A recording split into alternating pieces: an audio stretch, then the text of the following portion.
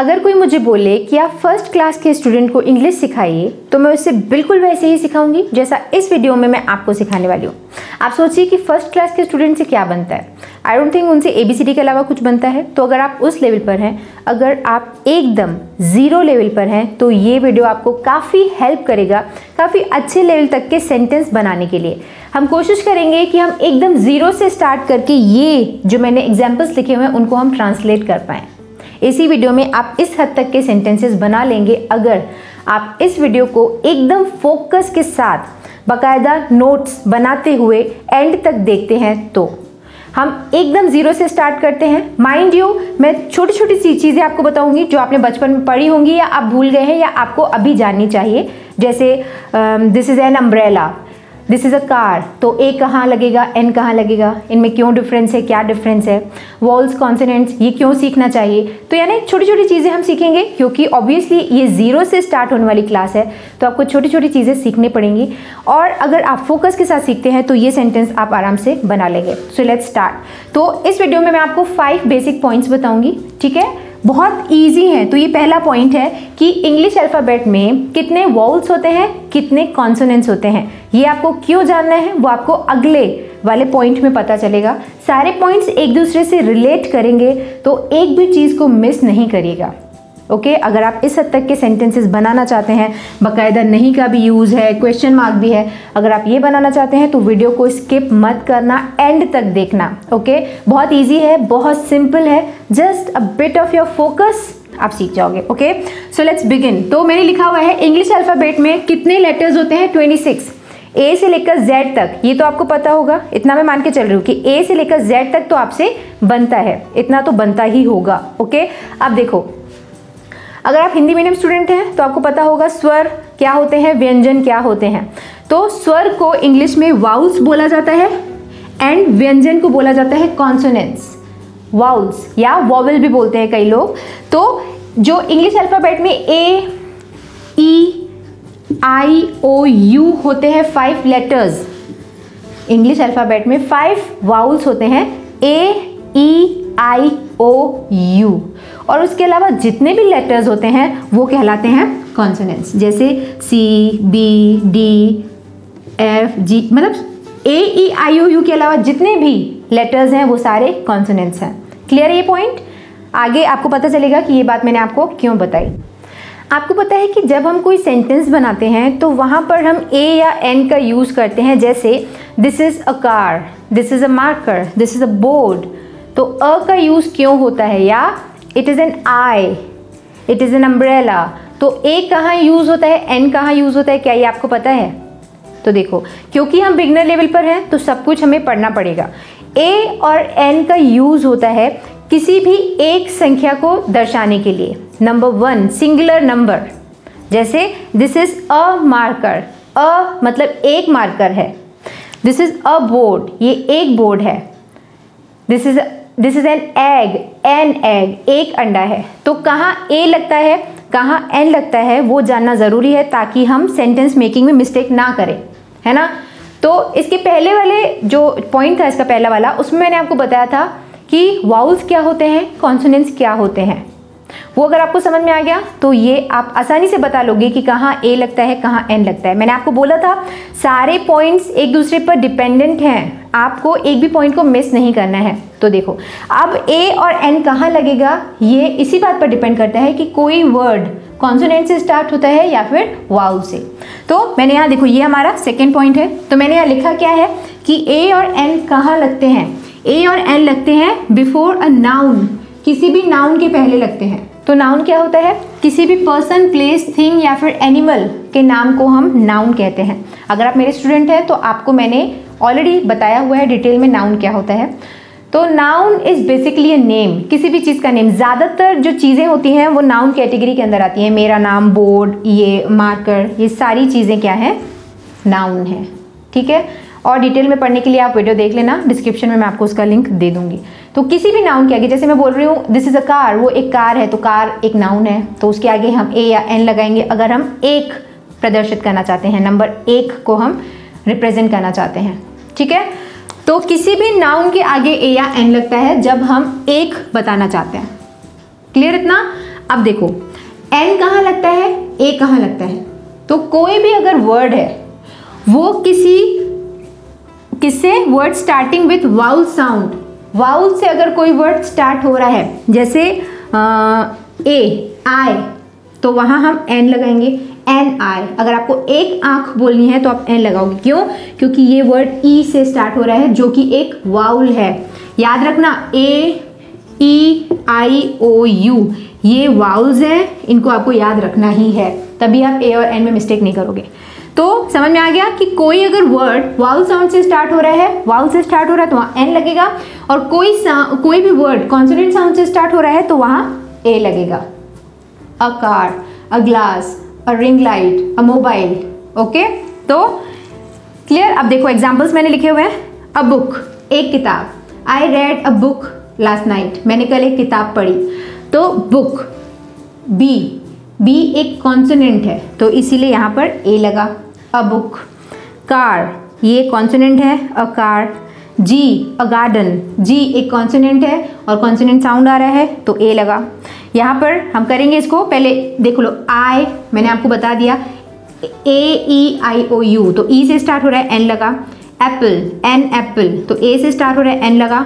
Egg, umbrella. Clear है इतना? I think आपको समझ में आ गया, क्योंकि हम बेसिक लेवल की सेंटेंस फॉर्मेशन सीख रहे हैं तो हम ए एन में मिस्टेक हमें नहीं करनी चाहिए, वो बहुत बुरी बात है। तो यहाँ पर देखो क्या लगेगा, ग्लास जी से स्टार्ट हो रहा है, ए ई आई ओ यू के अलावा सारे वर्ड्स कॉन्सोनेंट हैं तो हमने यहाँ पे ए लगा दिया। बाइक, बी से स्टार्ट हो रहा है, ए ई आई ओ यू के अलावा है तो ए लगा दिया। सिमिलरली ऑनर, तो यहाँ पे ए लगना चाहिए, बट यहाँ ए नहीं लगेगा। ये मैंने एग्जाम्पल इसीलिए लिखा है ताकि आपको थोड़ा समझ में आ जाए। एकदम डिटेल में तो मैं इस पॉइंट में ये चीज़ नहीं बता सकती हूँ, बट देखो साउंड कौन सा क्रिएट हो रहा है वो मैटर करता है, ना कि वर्ड कौन सा है। एच हालांकि कॉन्सोनेंट है, बोलने के लिए तो कॉन्सोनेंट है, बट यहाँ फिर भी एन लगता है। क्यों? क्योंकि हम इसको पढ़ते हैं ऑनर, ऑनर, हम इसको हॉनर नहीं पढ़ते हैं। ह यानी एच साउंड क्रिएट नहीं हो रहा है, यहाँ पर एक वाउल साउंड क्रिएट हो रहा है, ऑनर, तो यहाँ पर हम एन लगाते हैं। तो मैंने यहाँ पर अलग से लिखा हुआ है कि साउंड कौन सा क्रिएट हो रहा है वो मैटर करता है। हालांकि आप अगर एकदम जीरो पर हो तो इस पे मत जाओ, बस देख लो कि वर्ड कौन सा है तो आप वहाँ पे ए एन लगा दो। और वैसे ही यहाँ पे लिखा हुआ है, देखो अम्ब्रेला यू है तो मैंने एन लगाया, यूनिवर्सिटी है तो मुझे एन लगाना चाहिए, बट यहाँ एन नहीं आता है। क्यों? क्योंकि इसको हम पढ़ते हैं यूनिवर्सिटी, यूनिवर्सिटी, यू य एक कॉन्सोनेंट साउंड है तो यहाँ पर हम ए लगाते हैं। तो साउंड कौन सा क्रिएट हो रहा है वो मैटर करता है, ना कि वर्ड कौन सा है। तो अगर आप बिगनर हो तो इस चीज़ को अवॉइड कर सकते हो, बट सही नॉलेज देना मेरा काम है। तो अगर आप अच्छे लेवल पर हो तो ये चीज़ समझ जाओ, आपको समझ में आ गई होगी। तो अब हमने सीख लिया कि ए और एन कहाँ लगाते हैं, ठीक है। वाउल हो गया, कॉन्सोनेंट हो गया, और उसी पर बेस्ड ये पॉइंट भी हो गया। आगे बढ़ते हैं, देखते हैं नेक्स्ट पॉइंट। तो आई थिंक आपको समझ में आ गया होगा कि एक वचन यानी सिंगुलर नंबर को रिप्रेजेंट करने के लिए हम ए और एन का यूज़ करते हैं। अब एक को बताना है तो ए या एन, बट अगर एक से ज़्यादा लोगों की बात करनी है, जैसे हमें बोलना हो कि वे 5 लड़कियां हैं, तो हम कैसे बोलेंगे? तो अगर हमें एक से ज़्यादा लोगों की बात करनी है तो हमसे वो भी बनना चाहिए। तो उसके लिए आपको सिंगुलर और प्लूरल नंबर पढ़ना पड़ेगा। बहुत सारे लोगों को ऑलरेडी पता होगा, कुछ लोगों को जिनको नहीं पता वो आप देख लो। तो सिंगुलर नंबर, प्लूरल नंबर, ये एक वचन हुआ और ये बहुवचन, यानी जब आपको एक से ज़्यादा लोगों की बात करनी है। तो अगर मुझे बोलना है एक मार्कर तो मैं बोलूँगी अ मार्कर, बट अगर मुझे बोलना है ज़्यादा मार्कर्स या 5 मार्कर्स बोलने हैं तो मैं एस लगा दूंगी, तो बन जाएगा 5 मार्कर्स। यानी अगर आप किसी भी नाउन के लास्ट में एस या ईएस लगा देते हैं तो वो बहुवचन बन जाता है। जैसे अ कार, कार्स, एक कार, ज़्यादा कारें, एस लगा है मतलब ज़्यादा कारों की बात हो रही है। ये जानना बहुत ज़रूरी है, तभी आपको नॉर्मल ग्रामर में मिस्टेक नहीं होगी। बहुत ध्यान देना, एक कार, अ कार, एक से ज़्यादा कारें, कार्स मतलब ज़्यादा कारें। एन एप्पल, एक एप्पल, एक सेब, 5 एप्पल्स, 5 सेब। तो मैंने 5 तो लिख दिया, मैं 5 एप्पल बस नहीं लिख सकती, 5 एप्पल लिखूंगी तो गलत हो जाएगा। ये बहुवचन करना है तो मैं इसके बाजू में एस लगाना पड़ेगा। अ बैग, एक बैग, 10 बैग्स, 10 बैग्स। ये बस लिखने से काम नहीं चलेगा, यहाँ मैंने एस भी लगाया है। एस या ईएस लग जाता है नाउन में अगर आप प्लूरल नंबर बता रहे हो तो। अ ग्लास, एक ग्लास, 3 ग्लासेस, 3 ग्लासेस, बट यहाँ पे मैंने ईएस लगाया, आपने नोटिस किया हो अगर, तो यहाँ तो सब में एस लगा था एक्स्ट्रा, बट यहाँ ईएस एक्स्ट्रा लगा है। अब ये सिंगुलर नंबर प्लूरल नंबर के कुछ नियम हैं जो आपको पढ़ना चाहिए। अब सब तो नहीं बताया जा सकता, बट फिर भी मैं आपको थोड़ा बता देती हूँ कि एस कहाँ लगता है, ईएस कहाँ लगता है। तो आप एक थॉट अपने दिमाग में बैठा दो कि सब में तो एस लगेगा, कुछ वर्ड्स, कुछ नाउन्स जिनमें ईएस लगेगा वो कौन से हैं, जो एंड होते हैं एस से, जेड से, CH, SH और X। कोई भी वर्ड अगर S, Z, CH, SH, X से एंड होता है तो वहाँ लगेगा क्या, ES। जैसे अगर मुझे बोलना हो बॉक्स, अ बॉक्स, अगर मुझे इसके प्लूरल बनाना है तो मैं लिखूंगी बॉक्सेस। तो फिलहाल आपकी नॉलेज के लिए मैंने इतना बता दिया, अब प्रैक्टिस आपको करनी है, ठीक है। मैं अब पूरा डिटेल में तो नहीं बता सकती। जैसे अगर आपको बोलना हो बैच, तो अगर इसको प्लूरल बनाओगे तो ईएस लगाओगे, एस नहीं लगाओगे।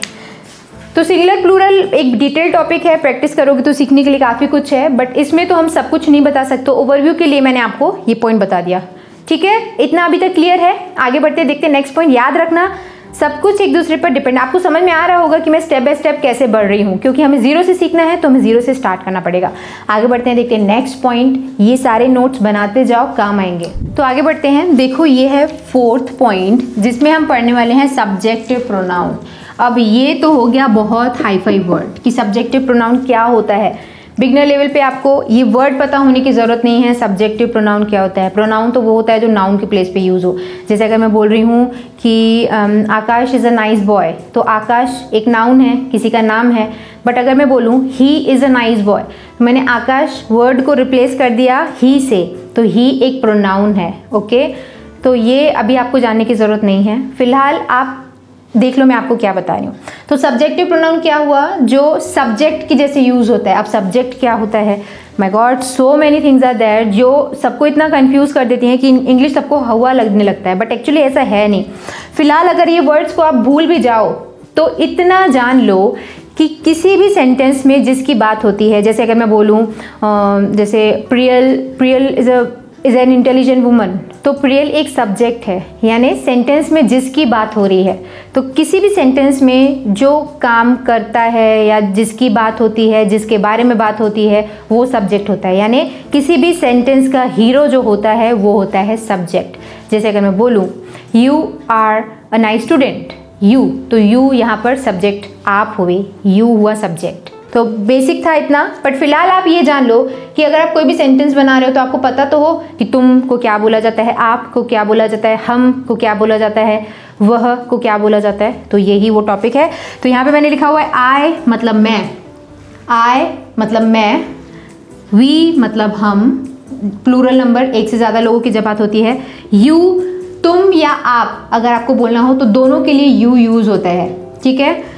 दे, वे, दे यानी जब एक से ज़्यादा लोगों की बात होती है, वे मार्केट जा रहे हैं, वे, तो वहाँ पर हम दे का यूज़ करते हैं, ये प्लूरल नंबर होता है। ही जब किसी लड़के की बात हो रही हो, वह, जैसे वह स्कूल जाता है, तो वह लड़के की बात है तो ही यूज़ होगा। लड़की की बात है, वह ब्यूटी पार्लर का कोर्स करती है, वह, लड़की की बात है तो शी यूज़ होगा। इट, वह, जब किसी नॉन लिविंग ऑब्जेक्ट की बात, जैसे अगर मैं बोलूँ कि वह एक फ्लावर पॉट है, तो वह एक नॉन लिविंग ऑब्जेक्ट है। वो अगर फ्लावर पॉट की बात हो रही है तो ना वो लड़का है ना वो लड़की है, तो वहाँ इट का यूज़ होता है, नॉन लिविंग ऑब्जेक्ट। और अगर किसी भी व्यक्ति का नाम है तो नाम तो लिखते ही हैं, ठीक है। तो ये था बहुत बहुत बहुत क्रूशियल नॉलेज। सब्जेक्टिव प्रोनाउन एक बहुत इंपॉर्टेंट टॉपिक है, आपको पता होना चाहिए किसको क्या बोलते हैं। तो फिलहाल इसको आप याद रखो, नोट कर लेना, क्योंकि जब हम नेक्स्ट पॉइंट में जाएंगे तो मैं ये आपको नहीं बता पाऊंगी। ट्रांसलेशन के टाइम में बस मैं ये बोलूँगी कि तुमको ये बोला जाता है, तो इसको आप नोट कर लेना। आगे बढ़ते हैं और देखते हैं बहुत बहुत इंपॉर्टेंट पॉइंट आज का, क्योंकि इसी से सेंटेंस बनता है, इसी के थ्रू ही आप सेंटेंस बना पाओगे without any mistake. Okay, so now let's move forward to our final point, जिससे कि हम सेंटेंस ट्रांसलेशन सीखेंगे। तो अब हम आ गए हैं वीडियो के सबसे इंपॉर्टेंट सेक्शन में है, जो कि है 5th पॉइंट, और इसी से क्लियर होगा कि आपके सेंटेंसेस बनने वाले हैं या नहीं। तो देखो इस पॉइंट में हम पढ़ने वाले हैं वर्ब टू बी। अब टू बी क्या होता है? सुनने में तो ये बड़ा हाई फाई लगता है, लोग इतने में ही कंफ्यूज हो जाते हैं कि ये सब क्या है। तो आपको बिल्कुल भी चिंता करने की जरूरत नहीं, क्योंकि मैं आपको बहुत सिंपल टर्म्स में समझाने की कोशिश कर रही हूँ। तो देखो, आप अपनी नेटिव लैंग्वेज में प्रेजेंट, पास्ट और फ्यूचर में डिफरेंस रखते हो, यानी वर्तमान, भूतकाल और भविष्य की बात में अंतर होता है। जैसे एक लड़का है जो अच्छा है और अभी भी है, तो आप बोलते हो वो एक अच्छा लड़का है, यानी है से ये बात शो हो जाती है कि ये अभी भी है लड़का और अच्छा है, और वो पहले अच्छा था अब नहीं है, तो आप बोलते हो वो एक अच्छा लड़का था। तो था से पता चल जाता है कि ये पास्ट की बात है। वैसे ही फ्यूचर, कि वो एक अच्छा लड़का होगा या अच्छा लड़का बनेगा। ओके, तो था, है, होगा, इससे ये रिप्रेजेंट हो जाता है कि ये कौन से टेंस की बात हो रही है। तो इसी को बताने के लिए वर्ब टू बी है, क्योंकि ये भी एक लैंग्वेज है। तो अगर था, है, हैं, ये सारे वर्ड्स अगर आपकी लैंग्वेज में है तो इंग्लिश में भी तो होने चाहिए। तो उन्हीं वर्ड्स को, उन्हीं टर्म्स को, उन्हीं वर्ब्स को टू बी बोला जाता है, जो कि ये बताता है कि कोई बात अभी की है या पहले की है या आगे की होगी। समझ में आ गया? तो वर्ब टू बी ये होता है। अब प्रेजेंट, पास्ट और फ्यूचर के टू बी वर्ब्स अलग अलग होते हैं। जैसे आप अपनी नेटिव लैंग्वेज में या फिर हिंदी में हम बोलते हैं कि मैं अच्छा हूँ, तो हूँ बोलते हैं। या अगर एक जन की बात करते हो, सिंगुलर नंबर की बात करते हो आप, तो बोलते हो वह अच्छा है। और बहुत सारे लोग होते हैं तो आप बोलते हो कि वे अच्छे हैं। तो हूँ, है, हैं, ये सारे अलग अलग वर्ड्स होते हैं ना हमारी लैंग्वेज में, तो वैसे ही इंग्लिश में भी होते हैं। तो देखो, टू बी वर्ब के तीनों टेंस में पढ़ा जाता है। तो मैंने यहाँ पे प्रेजेंट और पास्ट लिखा है। फ्यूचर हम नहीं पढ़ेंगे क्योंकि अभी बेसिक लेवल पर है, तो आप उसको अभी छोड़ सकते हो। प्रेजेंट मतलब वर्तमान, है ना, और ये भूतकाल। तो प्रेजेंट टेंस की टू बी वर्ब्स क्या होते हैं? इज, एम और आर। वैसे ही पास्ट के होते हैं वॉज, वर। फ्यूचर के होते हैं will be, shall be, but हम अब वो भी कवर नहीं कर रहे हैं। तो इज का मतलब होता है, एम का मतलब होता है हूँ, और आर का मतलब होता है हैं। यानी जब आप ज़्यादा लोगों की बात करते हो तब आप हैं यूज़ करते हो। तो इज किसके साथ यूज़ होता है? वह जाता है, वह जाती है ना, या ही, शी या इट। वह किसी अगर नॉन लिविंग ऑब्जेक्ट की बात करें, वह एक मार्कर है, तो इट के साथ। कोई भी नेम हो, किसी का नाम हो, जैसे रियांश अच्छा लड़का है, तो है। तो जिसके साथ भी है आप यूज़ करते हो वहाँ इसका यूज़ होगा, और सिंगुलर नंबर जितने भी हैं वहाँ पर इसका यूज़ होता है। ठीक है। वैसे ही एम का मतलब होता है हूँ, तो एम सिर्फ आई के साथ यूज़ होता है, यानी मैं के साथ यूज़ होता है। अब देखो, इसके पहले वाला पॉइंट आपको पता होना चाहिए कि ये सारे सब्जेक्टिव प्रोनाउंस कौन से हैं, उनका मतलब क्या है, तभी आप इसमें मिस्टेक नहीं करोगे। अगर आपको चीज़ें समझ में नहीं आ रही हैं तो भी टेंशन मत लो। इस वीडियो को अगर आप रिपीट देखोगे तो आपको सब कुछ समझ में आ जाएगा, क्योंकि ये एक बहुत बेसिक बातें हैं, इसी तरीके से आपको समझाई जा सकती हैं। समझना है तो थोड़ा सा ध्यान से समझना, आपको समझ में आ जाएगा। देखो, अब आर का मतलब होता है हैं। अब हैं आप हम के साथ यूज़ करते हो, हम जाते हैं, यू आर, तुम। अब देखो, यू के साथ ना हमेशा प्लूरल वर्ब का ही यूज़ होता है, चाहे वो सिंगुलर की बात कर रहे हो, एक जन की, या ज़्यादा लोगों की बात कर रहे हो। तो यहाँ पर भी आर यूज़ होगा। दे, और कोई भी प्लूरल नंबर है उसके साथ, जैसे लड़के, वो सारे जो लड़के हैं वो जा रहे हैं या जाते हैं, तो बॉयज़ आर लिखते हो आप हमेशा प्लूरल नंबर के साथ। तो इज, एम, आर कहाँ यूज़ होता है, आई थिंक आपको समझ में आ गया। ये याद रखना पड़ेगा, ये प्रैक्टिस से ही आएगा। वैसे ही पास्ट के जो टू बी वर्ब्स हैं वो हैं वॉज एंड वर। वॉज का मतलब होता है था, और वर का मतलब होता है थे। यानी एक वचन के साथ आप था बोलते हो ना, वह अच्छा था, वह अच्छी थी। और जब ज़्यादा लोग होते हैं तब आप वर यूज़ करते हो। वे जा रहे हैं, थे, हम जा रहे थे। तो जहाँ ज़्यादा लोग हैं वहाँ वर, और जहाँ एक है वहाँ था। तो आई, ही, शी, इट, नेम और सिंगुलर नंबर के साथ वॉज यूज़ होता है, और बाकी के साथ वर यूज़ होता है। तो आई थिंक आपको समझ में आ गया होगा। आगे बढ़ते हैं और सेंटेंस की प्रैक्टिस करते हैं, तभी ये सारी चीज़ें क्लियर होंगे जो अभी तक आपने सीखा है। Okay, so now let's wait for a moment, I will write some sentences और उसको हम अभी ट्रांसलेट करेंगे। तो अगर आपको इसके पहले का लेसन समझ में आ गया है तो अब हम कर लेते हैं ट्रांसलेशंस। मुझे उम्मीद है आपको सब समझ में आ गया होगा। अगर नहीं आया है तो उस पोर्शन को आप फिर से देखिएगा। इसके पहले जो मैंने आपको टू बी वर्ब्स पढ़ा है वही इस चैप्टर की जान है। ओके, तो यहाँ पर मैंने आपकी मेमोरी के लिए लिख दिया है। आई एम होपिंग कि आपने नोट्स मेंटेन किए हैं। तो यहाँ पर मैंने प्रेजेंट के टू बी वर्ब्स लिखे हैं, यहाँ पास्ट ही लिखे हैं, और कौन कौन से सब्जेक्ट के साथ कौन सा वर्ब यूज होता है वो लिख दिया है, just for the sake of memory. ठीक है, तो देखो यहाँ पर अब हमें इसको ट्रांसलेट करना है। मैं एक लड़की हूँ, तो ये तो है ना, यानी ये प्रेजेंट की बात है, तो इज, एम या आर में से कुछ ना कुछ यूज़ होगा। अब आपको सब्जेक्ट्स पता होने चाहिए, सब्जेक्टिव प्रोनाउंस कि किसको क्या बोलते हैं। तो मैं को बोलते हैं आई, ठीक है, इसके बाद लगता है। अब ये याद रखना कि ये जो वर्ब्स यूज़ होते हैं वो हमेशा सब्जेक्ट के बाद यूज़ होते हैं। पहले सब्जेक्ट आएगा, फिर वर्ब आएगा, उसके बाद सेंटेंस का अदर पार्ट आएगा। क्लियर है इतना? तो आई, फिर आई के साथ क्या वर्ब यूज़ होता है? एम। आई के साथ एम, आई एम एक लड़की हूं, तो एक के लिए क्या यूज होगा? A girl. यही तो सीखना था कि एक के लिए ए यूज होता है। ए इसीलिए लगेगा क्योंकि यहाँ पर जी है, जी एक कॉन्सोनेंट है, इसीलिए यहाँ पे ए लगेगा। तो हो गया, मैं एक लड़की हूँ, आई एम अ गर्ल। अगर हमें इसको नेगेटिव बनाना होता कि मैं एक लड़की नहीं हूँ, तो आप कैसे बनाओगे? किसी भी सब जो वर्ब है उसके बाद आप नॉट लगा देना। आई एम अ गर्ल, तो नेगेटिव इसका कैसे बनेगा? आई एम नॉट अ गर्ल। कोई भी सेंटेंस का नेगेटिव बनाना है तो उसका वर्ब देख लो, उसके बाद नॉट लगा दो। और अगर हमें इसका क्वेश्चन बनाना है, इसका इंट्रोगेटिव बनाना है, नेगेटिव मतलब नकारात्मक वाक्य, ओके, और इंट्रोगेटिव बनाना है यानी क्वेश्चन, तो एम आगे आ जाएगा, बाकी सेंटेंस सेम रहेगा। क्या मैं एक लड़की हूं? तो आप बोलोगे एम, ये आगे आ गया, फिर बाकी का sentence same, am I a girl, क्या मैं एक लड़की हूं? तो इसमें आपको इंट्रोगेटिव नेगेटिव सब आ जाएगा अगर आपने ये अफर्मेटिव यानी सकारात्मक वाक्य बनाना सीख लिया तो। और वो तो आप सीख ही गए हो, अगर आपको पता है इनको क्या बोलते हैं और इसके साथ कौन सा वर्ब यूज होता है तो फिर तो आप बना ही लोगे। तो ये था आज का लेसन, ये बहुत इंपॉर्टेंट है। इसके बाद अगर आप टेंस पढ़ते हो तो आप बहुत कुछ सीख जाओगे, ट्रस्ट मी, ये टेंस से भी पहले का लेसन है। फिर तुम एक गायक हो, तो मैं मार्कर बदल देती हूँ ताकि हमें कोई कंफ्यूजन ना रहे। तुम एक गायक हो, तो तुम को हम बोलते हैं यू, और ये देखना यहाँ पे हो है, प्रेजेंट की बात है तो प्रेजेंट के टू बी वर्ब्स यूज होंगे। यू के साथ क्या यूज होता है? यू के साथ यूज होता है आर, यू आर अ गायक, a singer, you are a singer. Very simple. Negative बना देना, नॉट लगा देना, इंट्रोगेटिव बना देना, आर को आगे कर देना। नेक्स्ट देखो, हम भारतीय हैं, हम को क्या बोलते हैं? वी। वी के साथ क्या यूज होता है? आर, प्लूरल नंबर है ना हम, वी आर। भारतीय को क्या बोलते हैं? इंडियंस,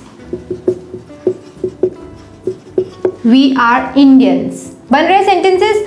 और अगर हमें बोला कि हम भारतीय नहीं हैं, वी आर नॉट इंडियंस, क्या हम भारतीय हैं? Are we Indians? ऐसे।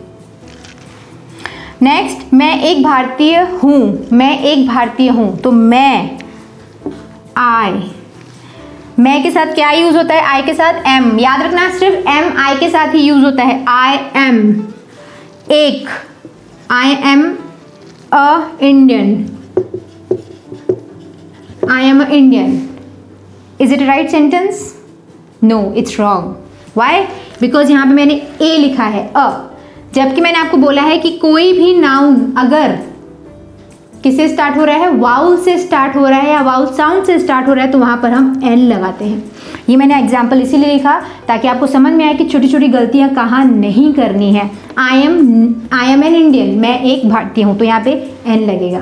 क्लियर? और अगर बोल रहा हूँ मैं भारतीय नहीं हूँ तो I am not an Indian, क्या मैं एक भारतीय हूँ? Am I an Indian. Next, ये देखो, तुम एक अच्छे दोस्त थे, पास्ट की बात हो रही है तो यहाँ पे आपको पास्ट के टू बी वर्ब्स यूज करने पड़ेंगे। तो तुम को क्या बोलते हैं? यू, और यू के साथ वर्ब यूज होता है वर। यू, देखो पास्ट के यू के साथ वर यूज होता है। यू वर एक अच्छे दोस्त, यू वर अ